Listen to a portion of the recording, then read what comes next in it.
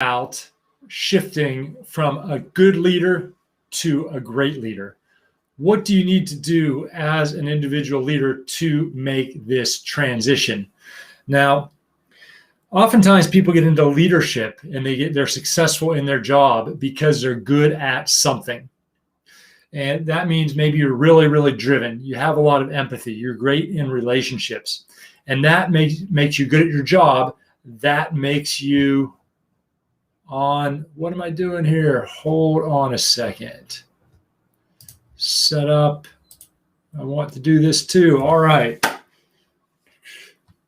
All right, everybody. Hello again. Michael here. All right. A little bit of a false start there, depending on where you're watching me, but we're live now. And I want to talk about the difference between good leadership and great leadership and what individual leaders have to do to make it from a good leader to a great leader.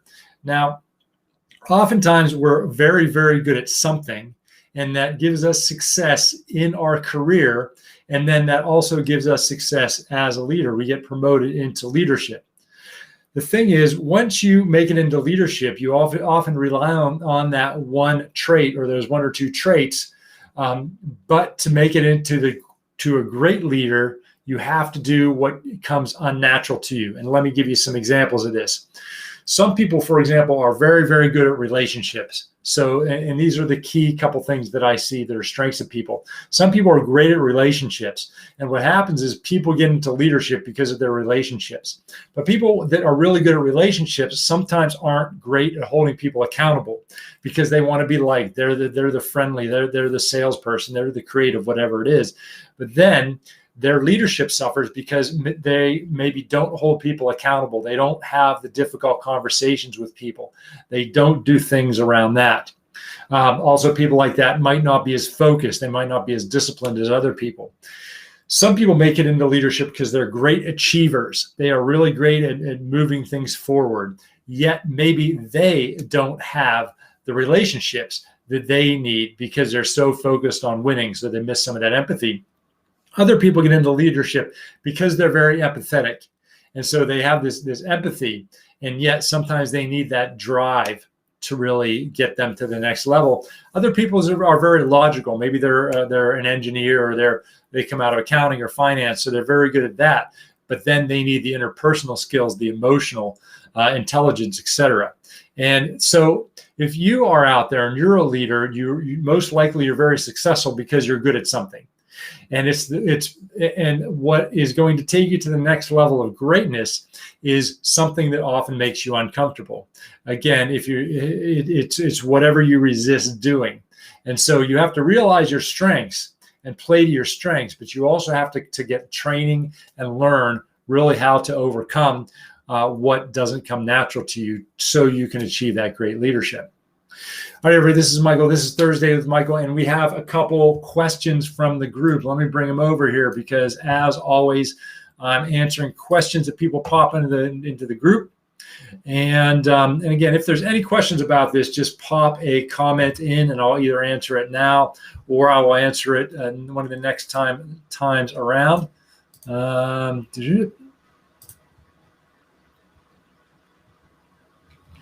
Accountable. All right, here we go. Please address jealousy between team members. Also, a team member overstepping their boundaries, insisting something be done their way, even though they are not the leader. So let's do one at a time. Please address jealousy between team members.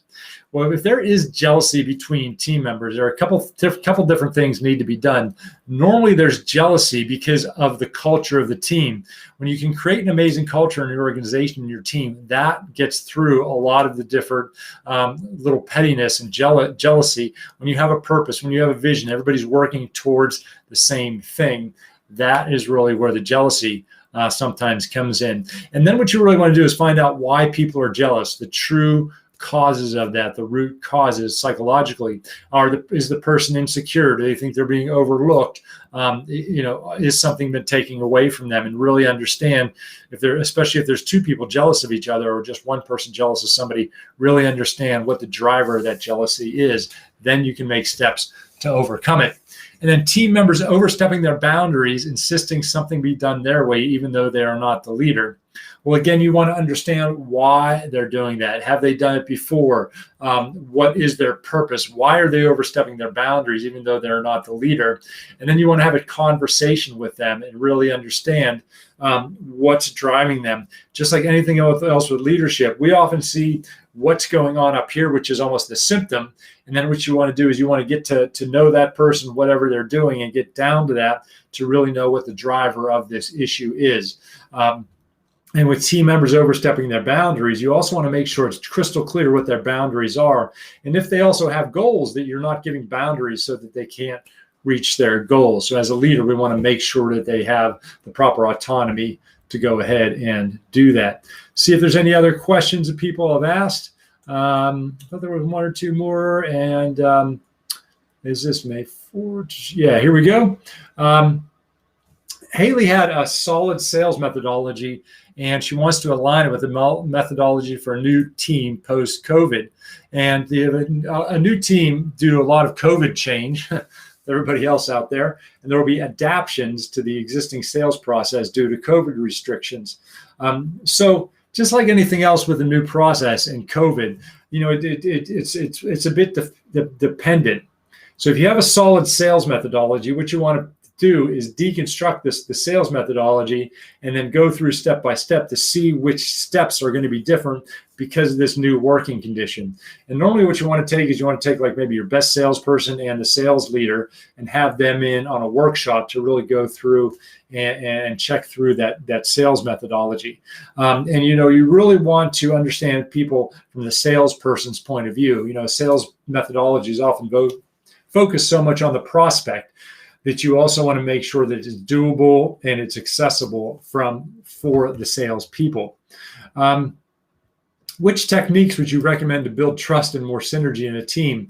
I have a brand new team since 2 months with 9 persons, challenging scope and loss of expectations from the organization.